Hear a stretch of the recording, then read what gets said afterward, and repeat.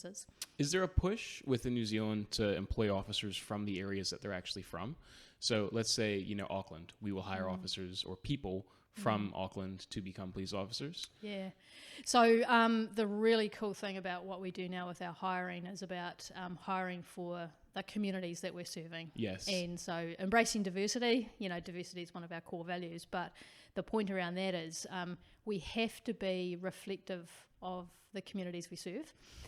So our whole recruitment, how we recruit is absolutely about reflecting the people that are going to go back and actually support the people in the communities. Sure. So I guess like traditionally, historically, a long time ago, when you joined the police, you didn't even know where you were going to get posted. Right. And you would go through police college as a recruit, and I think you would wait till sort of like the last week and get told, oh, you're going to go to here, here or here.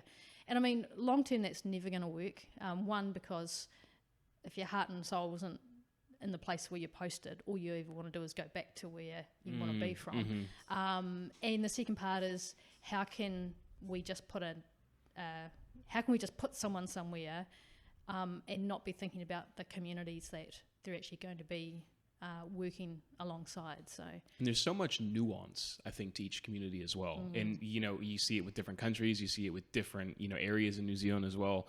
I think to take somebody from a totally different area, chuck them in, and then I guess with discretion, but apply a set of laws, which in some cases don't necessarily work in certain areas, or just approaching it a bit more tactfully as well, which I think is huge. And I think is what's happening in the States as well. Is unfortunately you're getting officers who have started in a different city or grew up in a different area, and then they get put into an area where they have no idea how things actually are run or organized, and so many clashes.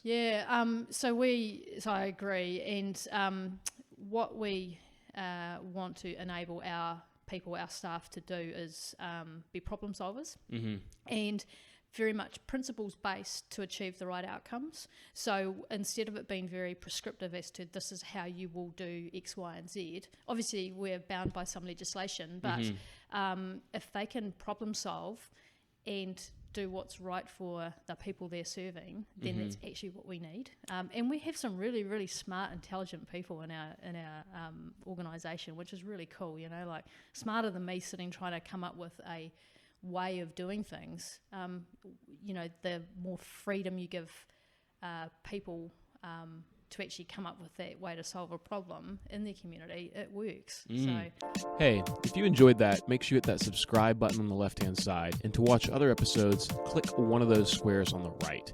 If you only want to listen to this and don't have time to watch the full video, you can find this podcast wherever podcasts are listened to online. Thanks. Bye.